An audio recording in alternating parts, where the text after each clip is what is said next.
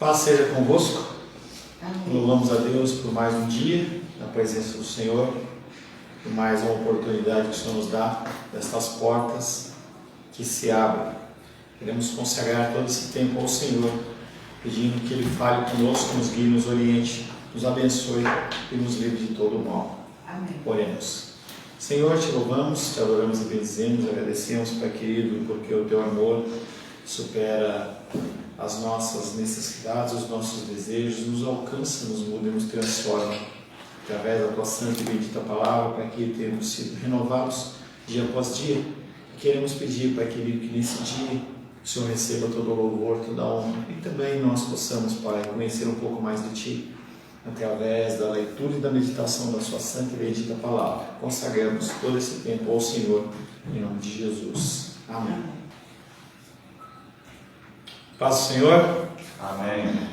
Louvamos a Deus por mais esse tempo na presença dEle. Aqueles que têm como prioridade ouvir a palavra do Senhor, em detrimento de todas as outras coisas, saúdo você que dispôs desse tempo para estar na presença do Senhor e ouvir os seus ensinamentos. Estamos tratando, dentro da teologia da alegria, do subtítulo O Amor. Falamos que a natureza do amor genuíno pode ser vista em 4 coisas, e aí fazendo um breve resumo da semana passada, nós falamos primeiramente que o amor genuíno é uma obra da graça divina, não procede de mim, não procede de você. Nós não conseguimos manifestar este amor de forma plena através dos nossos desejos e vontades, através do nosso esforço. E lembrando sempre que nós estávamos tratando do texto de 2 Coríntios, que fala sobre os macedônios que entregaram posses acima do que eles podiam para ajudar os irmãos, segundo a demonstração de amor de Paulo que ele está trazendo para a gente. Uma segunda natureza do amor genuíno é que essa experiência encheu de graça o coração dos macedônios de alegria, independente de eles estarem passando por lutas e dificuldades. Aqueles homens e aquelas mulheres que se doaram os seus bens, eles se alegraram não porque Deus os fez prosperar, porque Ele não fez, eles continuaram passando necessidades, continuaram passando dificuldades. Normalmente, quando nós agimos de uma maneira positiva dentro do reino de Deus, nós queremos reações, nós queremos ver rapidamente a ação de Deus, e não é assim que Deus trabalha. No caso dos macedônios, apesar de eles terem feito um ato de bondade, benignidade em relação àqueles cristãos que estavam passando necessidade, eles continuaram nas suas dificuldades, e mesmo isso, e aí vem a terceira condição, a graça de Deus transbordou em generosidade para atender as necessidades de terceiros. Ou seja, aqueles homens, eles não estavam buscando a satisfação do seu ser, eles estavam buscando a satisfação dos irmãos, dos próximos. Falamos também que uma outra forma de você demonstrar esse amor genuíno é como os macedônios que fizeram. Eles imploraram pela oportunidade de sacrificar seus modestos recursos pelos santos em Jerusalém. E normalmente o que nós vemos na igreja, nós vemos entre as pessoas aqui, nós só nos movimentamos quando há uma ação de alguém. Então a pessoa fala, olha, traz o alimento, traz o dízimo, tem que fazer oferta, é o envelope aqui, é a chamada lá, que aí a pessoa se movimenta. No caso dos macedônios, o que nós estamos vendo é uma condição totalmente inversa. Eles entendem a necessidade, o desejo, a alegria que aquilo traz a eles, e eles imploram ao Senhor no sentido de abençoar outras vidas. Falamos também que Paulo não colocou os macedônios pelo modelo apenas por causa do seu sacrifício, e sim porque eles sacrificaram com amor, com alegria. E aí Deus, Ele ama a quem dá com alegria, tem sido um versículo que tem passeado em todo esse subtema. Falamos que se para nós não faz diferença se praticamos uma boa ação alegremente, então estamos sendo diferentes ao que agrada a Deus. Deus, Ele diz que Ele se alegra com as pessoas que fazem as coisas, que doam com alegria. Se nós não temos esta prática, nós estamos desfazendo ou sendo indiferentes àquilo que agrada a Deus. Também falamos que quem ama se alegra na alegria da pessoa amada, e é o grande, digamos assim, a grande dificuldade dentro dos matrimônios, em especial desses tempos contemporâneos que nós estamos vivendo, em que as pessoas buscam a sua satisfação, buscam apenas serem satisfeitos nos seus desejos, nas suas vontades, mas a condição da união, a condição do casamento, a condição de Cristo com a igreja, da igreja com Cristo, ela tem a ver muito mais com a alegria do próximo do que com a alegria de si mesmo. O fato de Paulo buscar a alegria dele, sua própria, tem relação com o amor. Então o apóstolo Paulo, ele dentro das suas cartas, ele mostra a alegria que ele tinha. Nós lemos o texto de 2 Coríntios, 2 Coríntios 1, de 23 até capítulo 2, verso 4, em que ele fala que ele deixa de escrever para aqueles homens porque as palavras deles estavam gerando tristeza. E por gerar tristeza no coração deles, ele também se entristecia. Falamos também, no final da aula da semana passada, que o amor ele se compraz, ele se alegra em causar e contemplar a alegria dos outros. Então sim, nós podemos ser felizes e alegres apenas em ver os nossos irmãos alegres e felizes. Não é uma prática que o mundo proclama, é uma prática que é proclamada pelas Escrituras, porque nós estamos acostumados a querer ser alegres só nós. Nós não conseguimos viver pensando só apenas na alegria do nosso próximo. E finalmente falamos na semana passada que o amor cristão, ele também chora.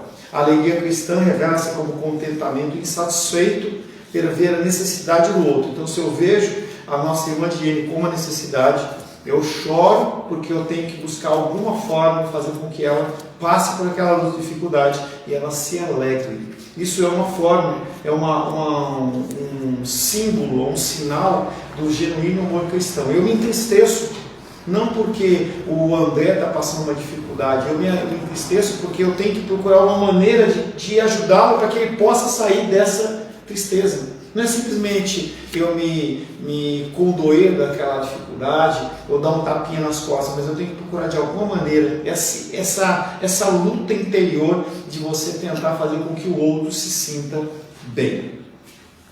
O amor mantém em mente a recompensa do amor. Parece uma redundância, mas nós temos que sempre entender que o amor verdadeiro, ele busca a recompensa do amor, mas não é uma recompensa no sentido de eu ser satisfeito.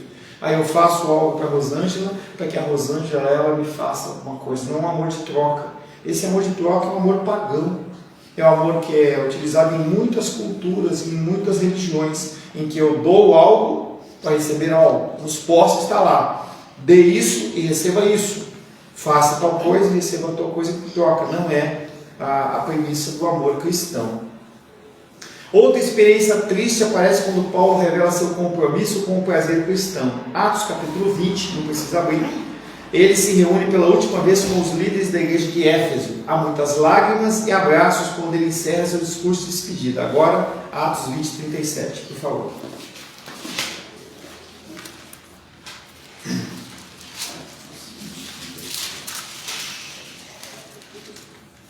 Então houve grande pranto entre todos, e abraçando afetuosamente a Paulo, o beijavam.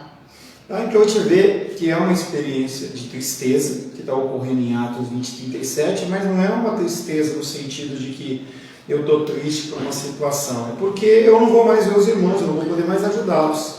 Essas lágrimas, porém, apenas acentuam a grande afeição que os líderes têm por aquele que lhes ensinou a alegria do ministério. O apóstolo Paulo ensina a igreja de Atos esse pensamento e essa ideia de você ser feliz no amor do outro. Atos 20, 35. Tenho-vos mostrado em tudo que, trabalhando assim, mister é importante. Socorrer os necessitados e recordar as palavras do próprio Senhor Jesus. Mais bem-aventurado é dar que receber. E o apóstolo Paulo ele vem falando nesse versículo sobre essa condição de que é importante você recordar as palavras do próprio Senhor Jesus, que diz mais bem-aventurado, ou seja, você se sente mais pleno, você se sente mais alegre, você se sente mais completo, você se sente mais feliz dando do que recebendo. Então, o que o apóstolo Paulo está ensinando para aqueles homens é a importância do dar. A importância de você não olhar para a sua necessidade, mas olhar para a necessidade do outro. E quando você doa, quando você abençoa, quando você ajuda, você mais satisfeito do que aquela própria pessoa que recebeu. A pessoa está passando necessidade, ela está passando fome, você dá a comida, parece uma coisa estranha, mas é algo espiritual. Você, por alimentar uma pessoa, a pessoa sim fica satisfeita com aquele prato de comida, mas mais satisfeito que a pessoa que recebeu o prato de comida é você, por ter podido ajudar aquela pessoa. A última coisa que Paulo deixou ecoando nos ouvidos deles na praia em Mileto foi a incumbência ministerial do prazer cristão. Mais bem-aventurada coisa é dar do que receber. A maioria das pessoas não sente a ênfase no prazer dessas palavras porque não medita no significado das palavras e a condição de recordar. Você tem que sempre trazer à memória: pô, como foi bom ajudar o Nicolas naquela situação. Eu vi como ele se desafogou, como ele resolveu o problema dele. E aí aquilo me motiva a fazer o quê? Continuar ajudando, continuar doando. Paulo está dizendo que duas coisas são necessárias. Primeiro, ajudar os fracos. Fracos não quer dizer fracos só fisicamente, mas pode ser fracos espiritualmente, emocionalmente, financeiramente. É importante nós ajudarmos os fracos. Jesus Cristo, em certa feita, as pessoas estão falando sobre esmola, e aí ele fala: olha, bem esmola para as pessoas. Em certo momento, quando uma das Marias lá quebra aquele vaso alabastro lá, e o cara fala: pô, podia usar esse dinheiro para fazer tanta coisa. Os pobres vocês sempre vão ter para ajudá-los. Então essa condição dos fracos, ela é patente, é mostrada nas Escrituras, de Gênesis até Apocalipse. Todos os momentos nós encontramos pessoas fracas. Segundo, lembrar que Jesus diz que quem dá é mais feliz do que quem recebe. Normalmente nós não pensamos assim.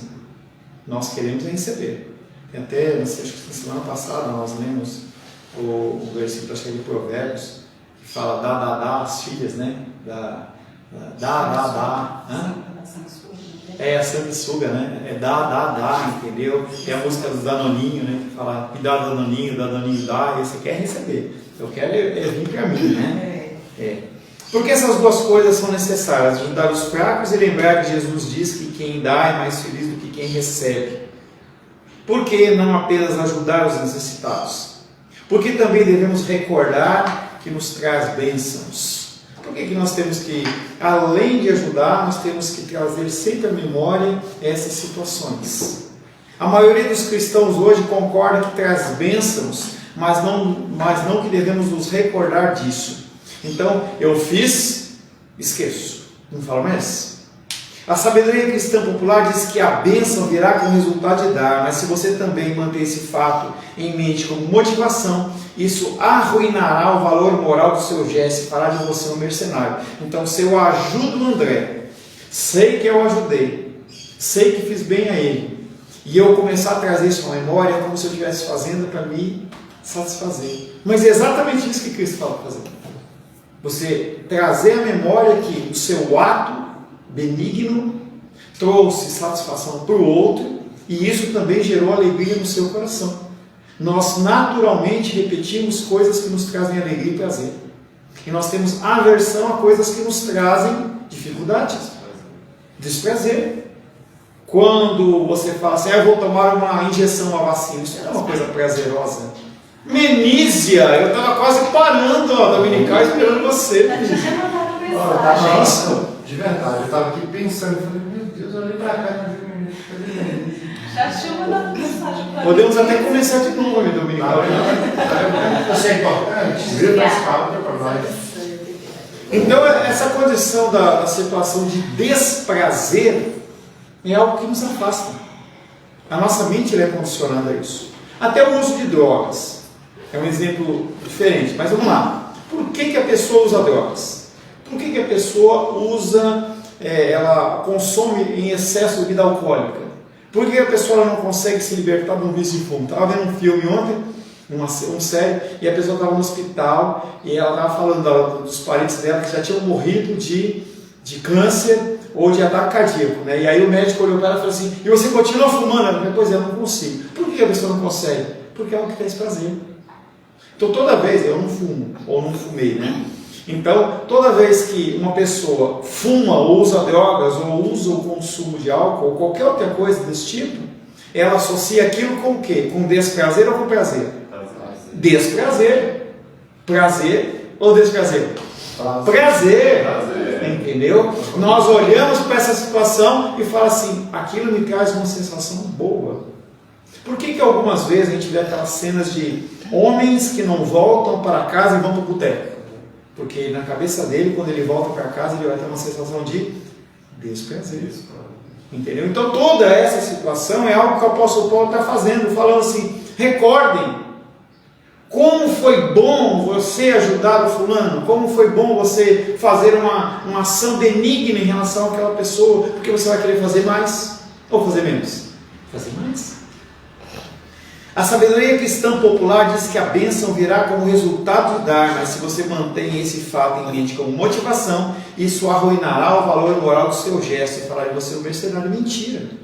A palavra recordar em Atos 20:35 que nós lemos é um grande obstáculo a essa sabedoria popular. Porque Paulo diria aos líderes da igreja que tivessem em mente os benefícios do ministério se isso transformasse os próprios ministros em mercenários?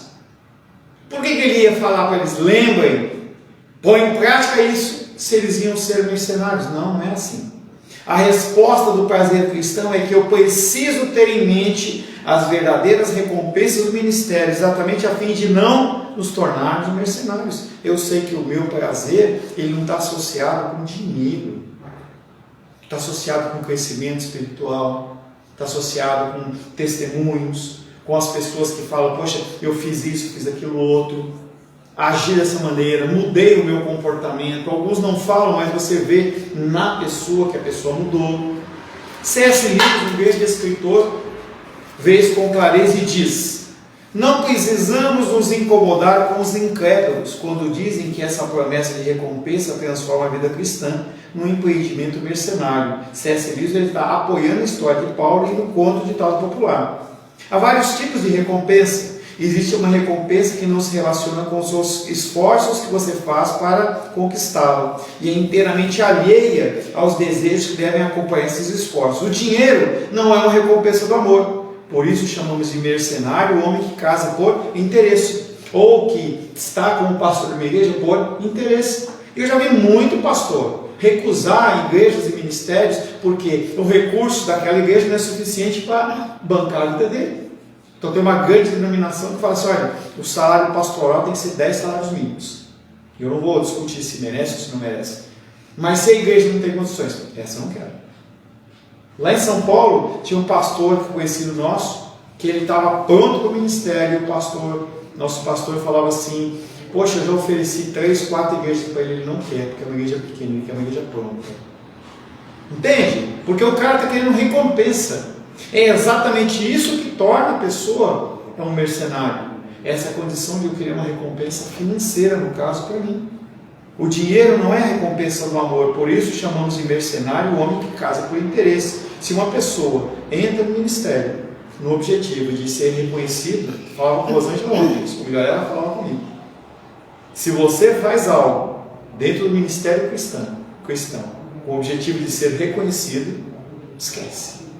E nós tivemos muitos exemplos aqui na nossa igreja que já passaram. A pessoa veio, falou do amor, que adorava, que gostava, chorava, tal. Deu meu tempo. Foi o ciclo. Acabou. As pessoas fazem isso. E é a coisa mais natural, tanto no casamento, como no ministério, como no trabalho, como qualquer coisa. Então eu estou lá, trabalho com o André me abençoa, me ajuda a estudar, me ajuda a fazer isso, me ajuda a tirar carta, eu dirijo um caminhão para ele, a primeira oportunidade que tiver, eu roubo os clientes dele. Eu esqueço tudo aquilo, porque a minha recompensa ela é temporal, é naquele momento. O casamento é a recompensa lógica da pessoa que ama, e essa pessoa não é mercenária por desejá-lo. O general que se distingue em combate na esperança de ganhar um título, uma medalha de nobreza, ele é mercenário. Quando você busca um reconhecimento externo, você é mercenário. Lembre-se sempre dessa condição do reconhecimento externo ser associado à condição da pessoa ser mercenário ou não. Você ser ávido por uma vitória numa batalha como general, isso não faz da pessoa mercenário. Ele quer que as coisas dê certo, como o casamento. Então, querido Nicolas e Aisa vão se casar na terça-feira e o objetivo deles é fazer com que um satisfaça o outro, alegre o outro, faça o outro feliz. E isso não quer dizer que o Nicolas, por buscar a satisfação da asa, ele está se tornando um mercenário. As verdadeiras recompensas não se adicionam simplesmente à atividade que premiam, são a própria atividade em consumação. O problema é você buscar uma coisa a mais e não simplesmente a conclusão do fato. Então eu ajudo a pessoa porque a pessoa precisa. Eu não vou esperar que haja uma recompensa, a pessoa venha, bata no meu ombro. Não, eu simplesmente faço e me alegro com aquilo. Não vejo como alguém pode honrar a palavra recordar de Atos 20 e 35. Enquanto continua considerando errado buscar a recompensa da alegria do ministério. Pelo contrário, Paulo acha que é necessário manter a alegria com firmeza diante dos olhos. Essa é a última coisa, talvez a mais importante, que ele tem a dizer aos líderes da igreja de Éfeso. Lembrem-se, quem dá é mais feliz do que quem recebe. E quando você pensa dessa maneira, você para de pensar que você precisa guardar para si. Você pode guardar, não é problema. É bendito você ter uma reserva, é bendito você ter um recurso, ter uma aposentadoria, não há problema nenhum. Se puder ter um plano de saúde, tem. Se puder ter um seguro no carro, na casa, tenha. Mas você não pode se fiar a isso apenas, você não pode se firmar apenas em relação a isso. Então, Nicolas vai casar com a Aisa, ela não começou a fazer umas coisas que ele não gosta. Poxa, agora eu separo porque eu tenho incompatibilidade de genes. Gênero. Mas nós já casamos com essa incompatibilidade. Não há compatibilidade de gênero. A gente tem que tomar cuidado com essa palavra que a gente fala agora, gênero, né? Quem ama gosta de ministrar. Paulo não é o único apóstolo que aconselhou os líderes da igreja a recordar e buscar a bênção do ministério. 1 Pedro capítulo 5, verso 1 e 2.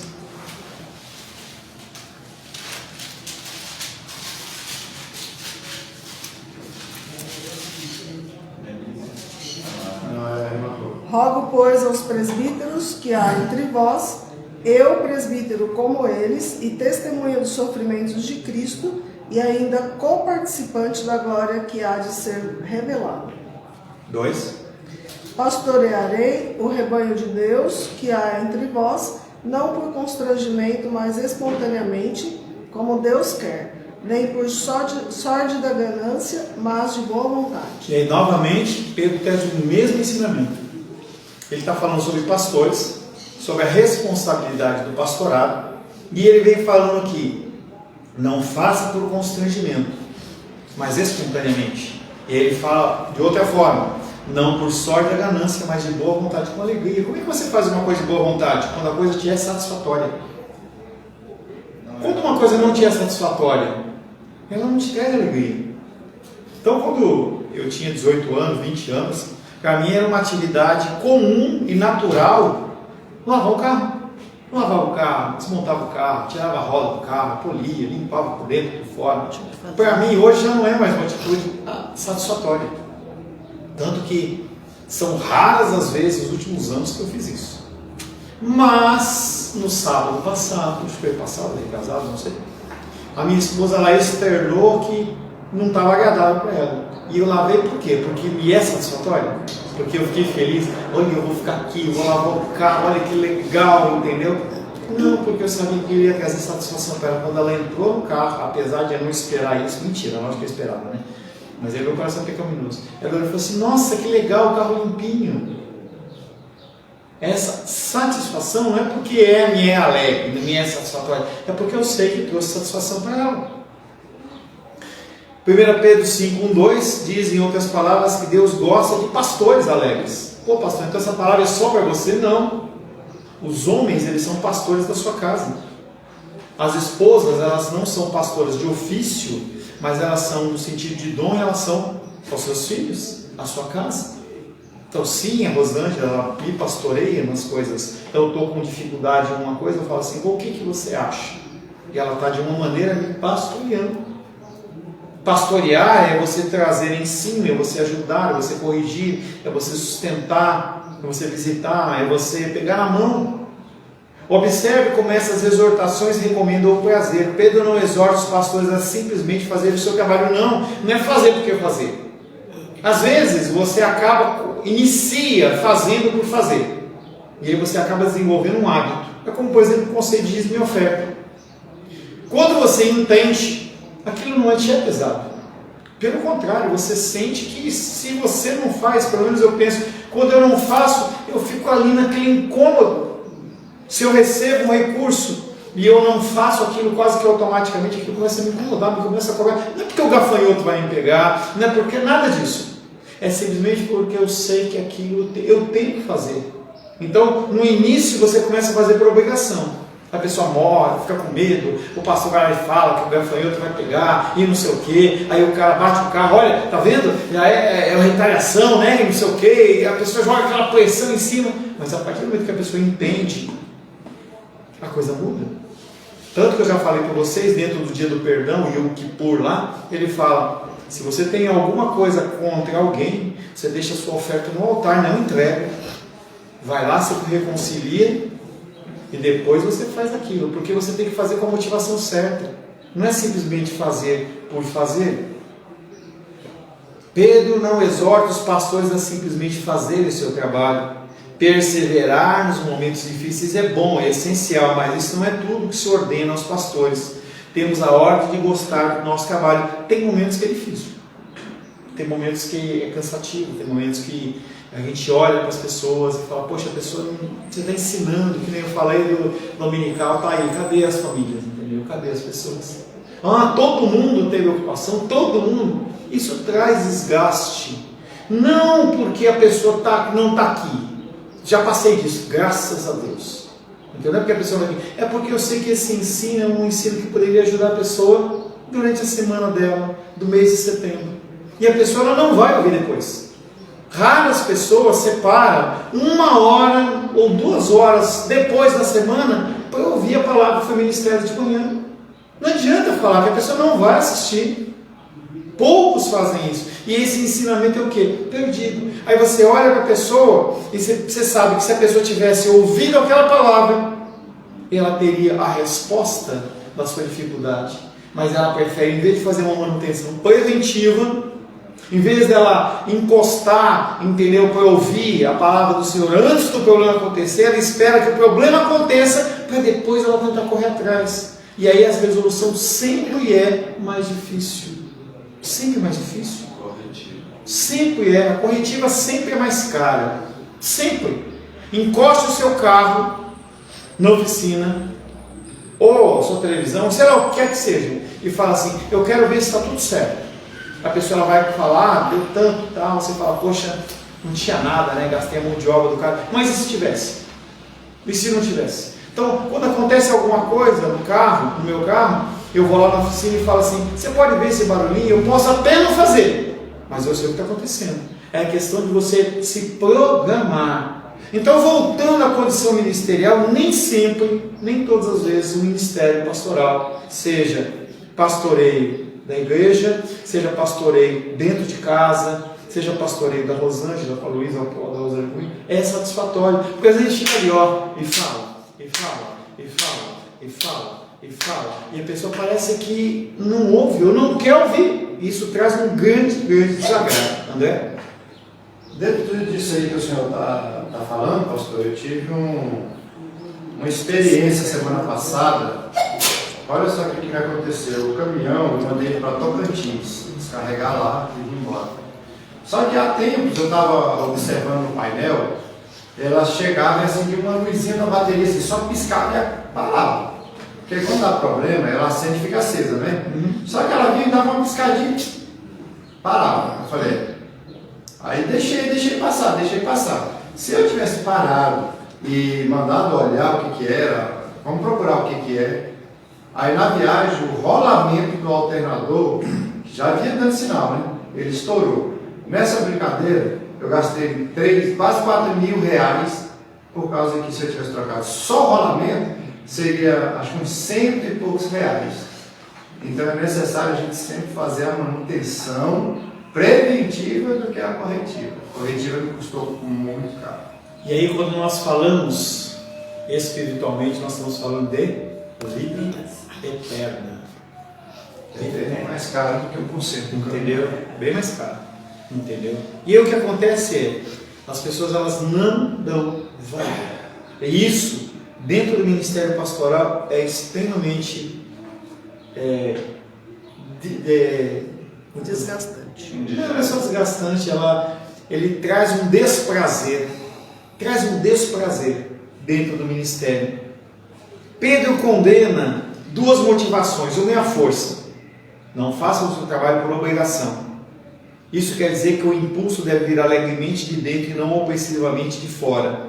Pressão dos pais, expectativa da congregação, medo do fracasso ou da repreensão divina, esses não são bons motivos para permanecer no ministério pastoral. Eu não estou nessa igreja com vocês por obrigação. Não estou. Entendeu? Sinceramente, eu tenho muito mais lugar para ganhar dinheiro do que ficar na igreja. Não preciso da igreja. Vivo da igreja por opção. Então, o pastoreio, para mim, ele é algo que faz parte da minha vida. Eu não faço por obrigação. Quando eu ligo para quando eu falo, quando eu banquei, pô, Menízia, vamos conversar de novo, me alegra, entendeu, essa situação. Entendeu? Eu me senti preocupado se acontecer alguma coisa, e isso não vem de obrigação. É porque é uma satisfação que eu tenho, porque o Senhor coloca no meu coração. Então eu não faço o meu pastoreio, e você não pode fazer o seu pastoreio por força, por obrigação. Porque quando você faz por obrigação, a coisa vai ficando cada vez mais insustentável. Casamentos, eles acabam, primeiramente, por falta da manutenção preventiva, e também porque a coisa feita por obrigação ela é insustentável. Quando não há uma sinergia, quando não há uma cola, vamos usar o casal como exemplo, quando não há essa união, as coisas elas começam a ficar cada vez mais insustentáveis, porque eu faço medindo. Por que a Rosângela não fez? Eu fiz isso porque ela não fez aquilo. Apesar de naturalmente, nós como seres humanos, nós querermos reconhecimento, não pode ser a mola propulsora da coisa que funciona, porque senão a coisa ela fica realmente insustentável. Devemos querer fazer o ministério, ele deve ser a nossa alegria. A alegria no ministério é uma obrigação, sim, mas um fardo leve e um jugo suave, apesar que às vezes não, mas a grande maioria das vezes sim. Tem um pastor que, para mim não é pastor, né? Ele falava assim, que o grande problema dele era a Santa Ceia, porque na Santa Ceia ele era confrontado com os seus próprios pecados. Ele odiava fazer a Santa Ceia, entendeu? Odiava, passava dificuldade, entendeu? Ele fala assim, qualquer dia eu passo mal aqui, entendeu? Então, é uma pessoa que faz por obrigação. E aí, esse lance financeiro, junto com o ministério, ele é muito cruel, porque a pessoa, de uma maneira, ela estabelece uma necessidade. Se eu sair agora, então tem pastores que eu acompanho, missionários, que o cara teve um problema de adultério, tem um problema de homossexualismo, de pornografia. A primeira coisa que aquela pessoa devia fazer é o quê? Deixa sair de lá do ministério, apresentar o problema dele, mas ele não faz por quê? Por causa do dinheiro. Talvez ele tenha sido uma facilidade que Deus ele me deu, para que eu não ficasse nessa coisa de espada, porque eu sei da minha capacidade, entendeu? Não é me zoando, não me orgulhando, não, mas eu faço o que eu faço porque eu quero, não é por causa de recurso, tá? Outra motivação que Pedro condena é a ganância por dinheiro, não por torpe ganância, mas de ânimo pronto. Se o dinheiro é a motivação, sua alegria não virá do ministério, mas das coisas que você poderá comprar com o seu salário. Isso é o que C.S. Lewis chama de ser mercenário. A ânsia pelo ministério não deve vir da recompensa no dinheiro, mas da recompensa da recompensa extrínseca, eu vou explicar, em dinheiro, mas da recompensa intrínseca de ver a graça de Deus fluir através de você para os outros. Então, a minha recompensa ela não pode ser pautada apenas nos recursos financeiros, mas tem que ser pautada no que, através da minha vida, o que tem gerado na sua vida. O que eu tenho visto no seu coração, na transformação da sua vida. Como você tem agido com o seu próximo, com o seu cônjuge, com o seu pai, com a sua mãe, com o seu trabalho. Como você tem lidado com os recursos financeiros. Estava outro dia conversando com o Nicolas, ele falou assim, ei pastor, fulano e tal, mudou bastante, hein? Mudou bastante. Isso é interessante, porque as pessoas elas começam a observar o fruto do trabalho desenvolvido de uma forma externa, não dentro da igreja. Dentro da igreja é fácil. É fácil você manter um ambiente de santidade, é fácil você manter uma forma de falar santa, mas o difícil é você fazer fora. é a pessoa reconhecer que você é uma pessoa realmente diferente fora. A ânsia pelo ministério não deve vir da recompensa extrínseca em dinheiro, mas da recompensa intrínseca de ver a graça de Deus fluir através de você para os outros. 3 João, capítulo 4, deixa eu ver se é um versículo específico, só um minuto.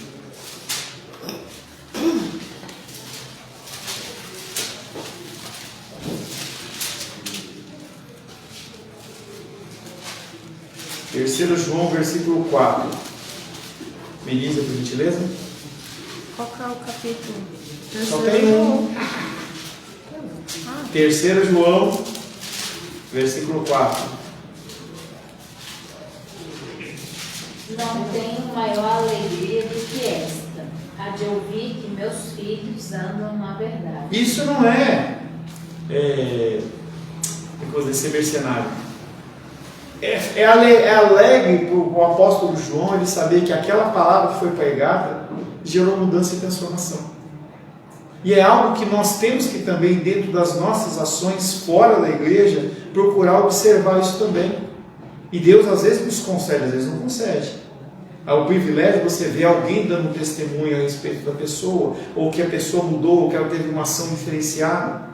Ontem, pastor, eu estava à tarde assim, né, indo comer num lugar, e aí passando ao lado, né, e do lado, assim, por onde a gente estava passando, no corredor, tinha uns bares, assim, plena tarde, né, os bares lotadíssimos, né, e aí eu fiquei pensando nisso, né, eu falei, a gente tem um privilégio tão grande de ter a salvação, de estar na casa de Deus, quantos que... E eles ali parecem tão felizes, mas é uma ilusão.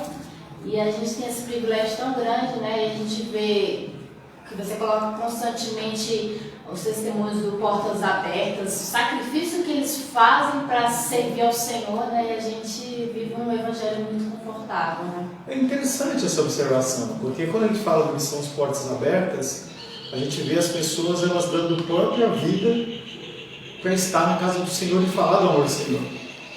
E nós, para falarmos as coisas do Senhor, parece que só no empurrão.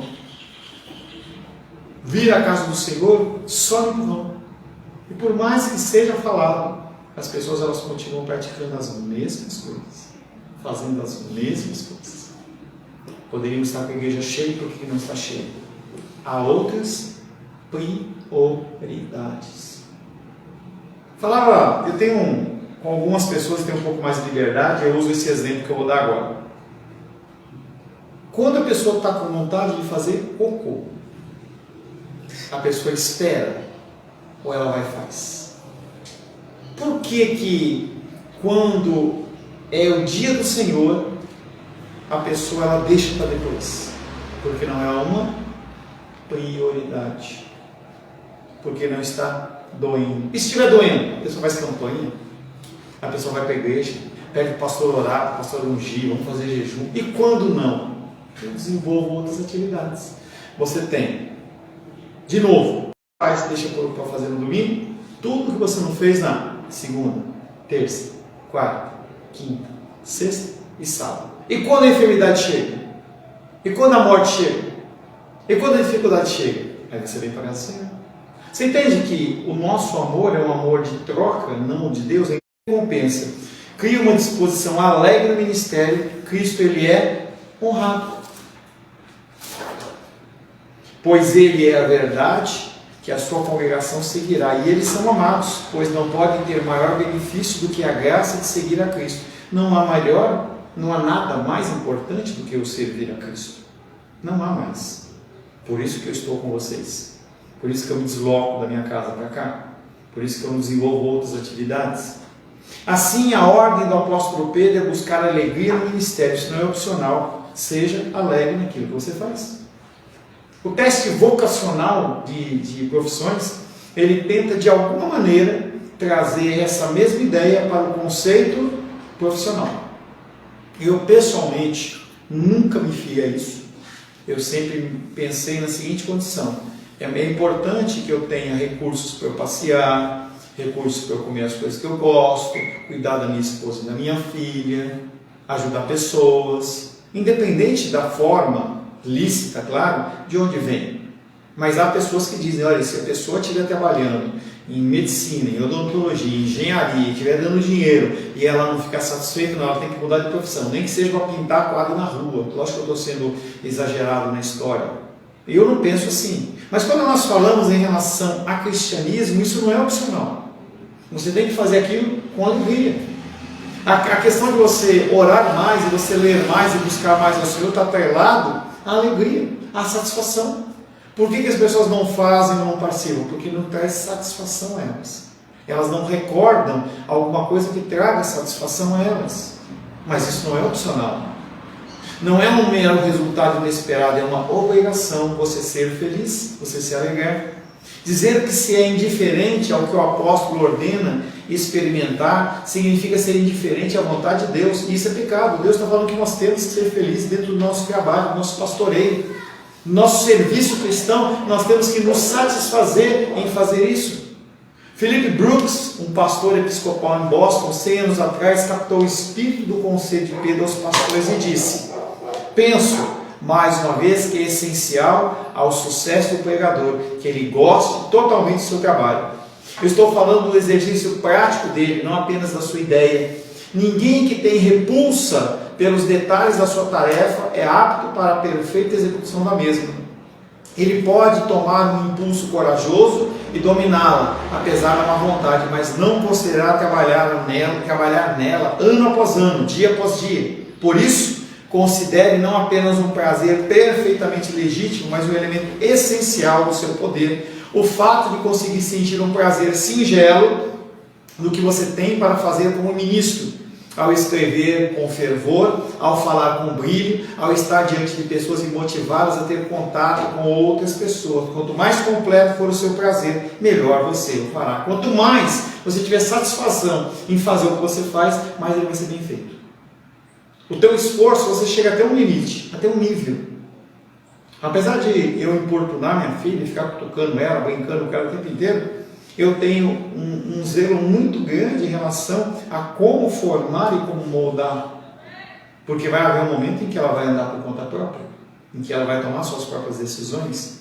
E essas próprias decisões dela têm que ser marcadas por olhar para a minha vida e a vida da Rosângela. Se ela vai casar ou não, não sei. Se ela vai ter filhos ou não, eu não sei. Mas ela tem que olhar para mim como pai e tem que olhar e falar assim: eu tenho que procurar alguém não tão chato com ele, mas uma pessoa que procure, entendeu, de alguma maneira, ter zelo por aqueles que estão debaixo dele. E que ela possa olhar para a Rosângela e falar assim: eu tenho a minha mãe como um exemplo, como um espelho, no sentido disso, daquilo, de organização, de arrumação, de cuidado, de amor. Então essa é a nossa função e nós só fazemos isso com amor. Se você vier a mim conversar comigo e você vê indisposição no meu falar, no te atender, você não volta mais. As pessoas, elas são, dentro do aconselhamento, por exemplo, as pessoas elas só voltam ou só se abrem quando percebem que a pessoa está preocupada com a outro, com a disposição do outro, com a dificuldade do outro. Se nós estamos fazendo, você vê que você está falando com alguém, a pessoa começa a olhar no relógio, parece que está aquele incômodo, parece que está aquele desassossego. Não dá prazer você conversar com a pessoa. Não dá prazer. Eu sento com as pessoas para fazer aconselhamento, quando vê, fala assim: já deu uma hora. Já, pastor? Já deu uma hora? Já deu. Às vezes deu 1h30 já. Nem parece. É isso que é a demonstração do quê? Do prazer e da alegria. Que é o que os ministros, ou nós como cristãos, nós temos que fazer. Isso vale totalmente para a pregação. Sua maior alegria está na grande edição que lhe é proposta, em glorificar o Senhor e salvar pessoas. Nenhuma outra alegria na terra se compara a essa. Por isso que eu estava conversando com duas pessoas esses dias aí, e a pessoa falou assim: eu estou com um candidato assim, assim, assado e tal, e ele é pastor. Eu falei: já pode parar. Se o cara é pastor, ele tem a melhor função que pode ter, e ele se coloca como pastor, alguma coisa está errada. Eu não troco. Eu não candidato. Eu não posso ter satisfação em comer uma comida ruim se eu tenho na minha mesa uma comida boa. Eu não tenho como. Eu não tenho como imaginar uma pessoa que é pastor e tem o privilégio de fazer trabalho pastoral em que ele vai trocar isso por qualquer outro trabalho. Não tem lógica, a menos que seja uma direção divina Mas Deus, ele não tira peças que ele trabalhou dentro de um contexto para colocar em outro. Ele não faz isso. Ele trabalha na sua vida, toda a sua vida, parece uma redundância. Ele trabalha na sua vida, toda a sua vida, para você ser quem você é. E você executar o serviço que você tem que executar com alegria, com prazer e com satisfação. Porque no primeiro momento, assim, às vezes quando Deus te dá, ou você está diante de uma responsabilidade, às vezes até de início, assim, você tem um sentimento de não desprazer, de não querer fazer aquela indisposição. Mas conforme Deus vai te ajudando a fazer aquela questão, assim, você vai sendo inundado por uma paz, uma alegria de servir a Deus. Deus vai ministrando diversas coisas maravilhosas no seu coração, assim, aquele prazer de servir, aquela paz. Você vai apreciando a bondade de Deus. Naquele momento que você está executando a responsabilidade, também você vai desfrutando de uma comunhão com Deus. Você sai totalmente diferente. Mas quando a pessoa encara com uma responsabilidade, uma obrigação, sempre é cansativo, enfadonho, e às vezes chega um momento que chega um ponto insustentável que ela larga de vez, que ela não aguenta. Isso é uma triste realidade. Apesar de eu não ter passado por esse crescimento progressivo, eu vejo o ministério pastoral, eclesiástico mesmo, como algo diferente. Ou a pessoa é chamada de uma forma plena, ou ela não é. Não há uma construção. Eu, quando recebi o chamado pastoral, não foi parcial, foi total. Meu coração ele se inundou de uma vontade. Eu orava a Deus e falava assim: Deus, me tira do banco, me tira do banco. Eu tinha uma guerra em São Paulo, tinha uma casa com os familiares, falando: me tira do banco, me tira do banco, me tira do banco. É um incômodo, não é uma construção, é algo que é uma bomba que explode no coração e que não é algo que é possível, a menos que a pessoa, por isso que não tem, eu vejo na escola de profetas, né, tem umas igrejas, na escola de profetas, não existe isso, não tem como você ensinar a pessoa isso, ou você é ou você não é, ou você tem ou você não tem, ou Deus te concedeu genuinamente, graciosamente, ou Ele não te concedeu, você não constrói essas coisas. Amém, queridos? Vamos para o nosso intervalo. Retornaremos em 15 minutos, se o Senhor assim o permitir. Deus te abençoe e te conceda graça. Amém. Amém. Amém.